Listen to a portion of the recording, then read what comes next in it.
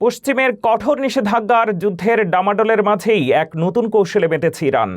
মার্কিন গোয়েন্দাদের চোখ ফাঁকি দিতে এখন তারা ব্যবহার করছে ডিজিটাল মুদ্রা বা ক্রিপ্টোকারেন্সি। বিশেষজ্ঞদের দাবি, ইরানের রিভলিউশনারি গার্ড এবং তাদের সমর্থিত গোষ্ঠীগুলো যুদ্ধের খরচ মেটাতে ব্যাপকভাবে ক্রিপ্টো ব্যবহার করছে। চেইন অ্যানালাইসিসের তথ্য মতে গত এক বছরেই প্রায় $3 বিলিয়ন লেনদেন হয়েছে এই বাহিনীর সাথে সম্পৃক্ত ওয়ালেটগুলোর মাধ্যমে। একদিকে যখন সাধারণ মানুষ আকাশছোঁয়া মুদ্রাস্ফীতি থেকে বাঁচতে বিটকয়েন কিনছে, তখন সরকার ব্যবহার করছে স্টেবল কয়েন। এর মাধ্যমে ছায়া ব্যাংকিং ব্যবস্থা গড়ে তুলে ড্রোন ও ব্যালিস্টিক মিসাইল কেনাবেচার অভিযোগ উঠেছে তেহরানের বিরুদ্ধে। এমনকি ইন্টারনেট শাটডাউনের মধ্যেও থেমে নেই এই ডিজিটাল পাচার। ইসরায়েল ও যুক্তরাষ্ট্রের সাথে চলমান উত্তেজনার মাঝে এই ডিজিটাল লাইফলাইন কি ইরানকে যুদ্ধের ময়দানে বাড়তি সুবিধা দিচ্ছে? ব্লকচেইন প্রযুক্তির এই আড়াল কি শেষ পর্যন্ত ভাঙতে পারবে পশ্চিমারা?